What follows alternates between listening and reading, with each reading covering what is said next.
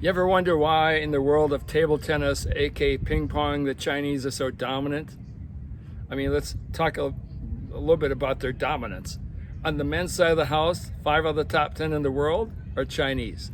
On the women's side, 6 out of the top 10 are Chinese.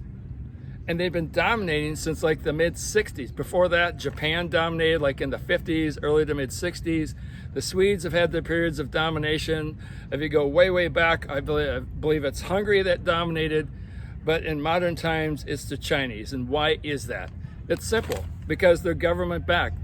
The Chinese government has put a priority on ping pong to be so that they're world dominant. They run everything from the national teams to the super leagues. They pick kids when they're young, they test them for sports ability, and then they essentially draft them and say, at age 5, you're going to be a table tennis player. You're going to be a table tennis player. So they do a selection process, and then their training is rigorous. It's like a boot camp. It isn't like an easy little workout. They go 6, 7, 8 hours a day every day. They really work those guys to death. It's very regimented, military drill sergeant type training, but it works. In the world of table tennis, the Grand Slam events, there's 3 of them, and if you win any one of those, that's something super duper. If you win all 3, which is a career Grand Slam, that puts you on the map that nobody else has. So these are the 3 events. There's the World Championship, individual championship. There's the World Cup, which is a team competition, but they play as individuals within the team framework. And if you win a gold medal, you've won that Grand Slam. And then, of course, the Olympics. So let's go down and talk about some of the current Chinese. Fan Zhendong, he's ranked number 1. Xu Xin, number 2, and he's a lefty. Ma Long might be considered one of the greatest table tennis players of all time. He might be the GOAT. He's got 5 of these Grand Slam events. So he got the career Grand Slam plus 2 more. He's won the World Championship 3 times in a row. They play them every 2 years. He's got 1 World Cup championship. They play those in the years they don't play the championship one. He's got 1 of those, and he's got an Olympic championship. Lin Guiyong, he's also in the top 10. They call him LGY. He's also a lefty and is extremely quick. Lang Jingkung. I'm sure I'm butchering the names, but I am trying my best. Let's talk about some former players. The former Chinese national coach, Liu Guilong. He's no longer the coach. He was kind of moved aside recently for reasons unknown. He's got 5 Grand Slam titles. Wang Lequin, 3-time world championship. Kong Linghu, he's got 3 Grand Slams and he's got a career Grand Slam, so he's got 1 of each of those. He's also a coach. I believe he's actually the coach of the women's side. Zhang Zhike, 5 Grand Slams. He's got the career Grand Slam.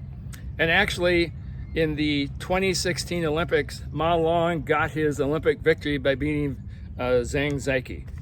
So let's talk about 2 of the, and by the way, Zhang Zhike burned out much like Bjorn Borg did at an early age, 26, 27.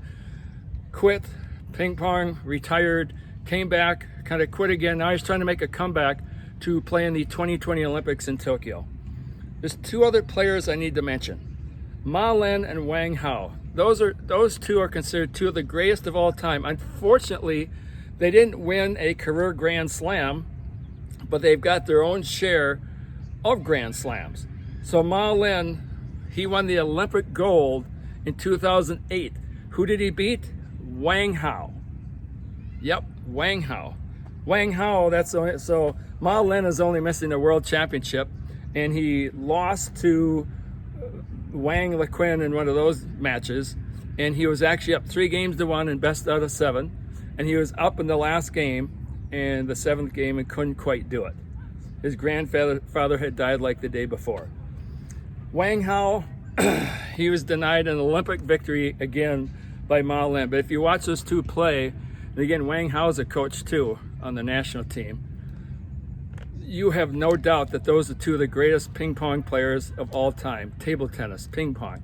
By the way, the term table tennis and ping pong are used interchangeably.